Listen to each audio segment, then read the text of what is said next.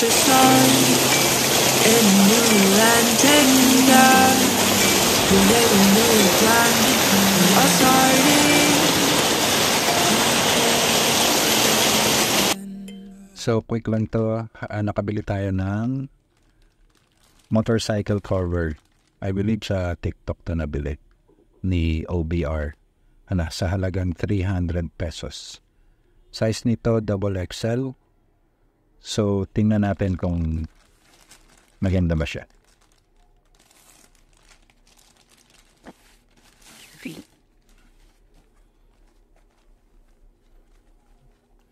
Color is black and silver. And mukhang maayos naman yung tela. Ito siya. Waterproof daw. So titingnan natin, matetesting to since madalas nang bumabagyo, umuulan. And yung nabili nating cover before is although matibay siya, pero tumatagos pa rin yung tubig. So sukatin nga natin kung gaano to kalaki.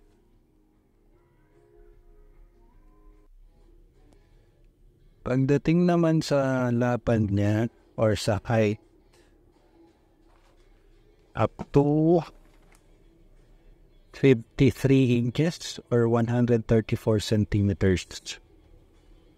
So mukhang makapal siya. Hopefully hindi na talaga tatalsik yung or tatagos yung ulan dito.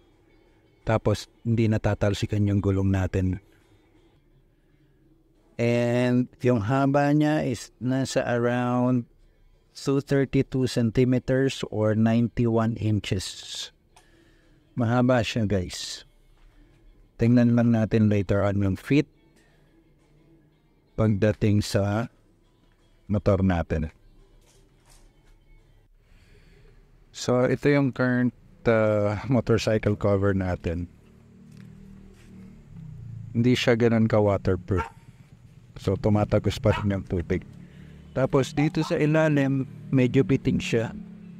Kaya ayan, madumi pa rin yung pangilalim natin. Tapos yun dito rin. So makikita ninyo may puno pa rito. Kaya hindi masyadong malakas ang bagsak ng ulan. Pero nababasa pa rin yung loob. Teka lang, pakita ko. So ayan siya. Actually hindi pa nga ganun kalakas yung ulan eh. Pahinto-hinto. Pero makikita nyo, tumatagos pa rin yung tubig.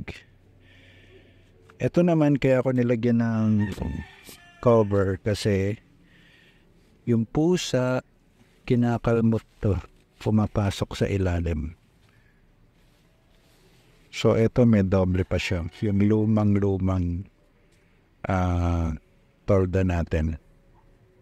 Kasi nga, kung yun lang puti, tumatagos yung tubig. So, isprayan muna natin ng tubig bago natin ilagay yung bagong cover. Mahirap kasi pagka natenggahan ko ng kalawang ay ng putik.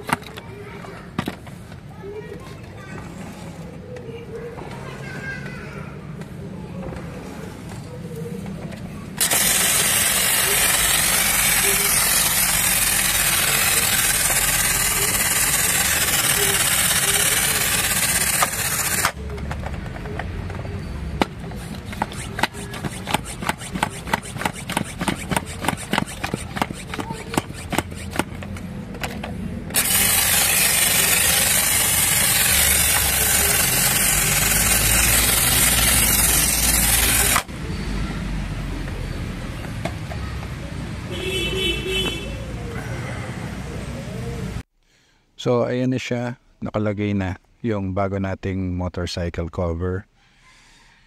Hopefully hindi na siya tatagusin ng ulan, pero malalaman pa na natin yan pagka umulan na talaga ng malakas.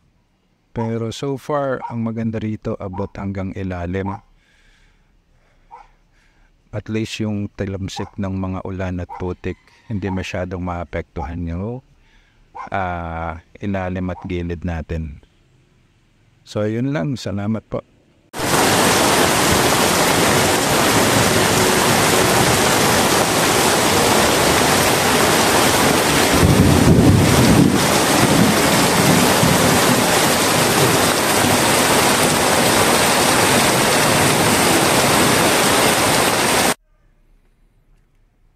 So ayun, tumigil na yung ulan. Halos 1 oras din yan. So tingnan natin kung tumagos sa loob yung ulan.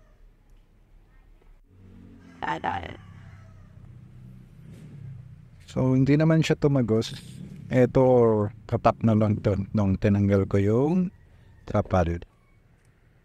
So okay siya. Okay yung trapal na nabili natin. Hindi naman siya tumagos.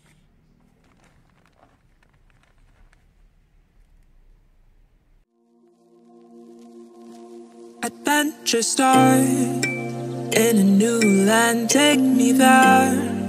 Create a new plan. We are starting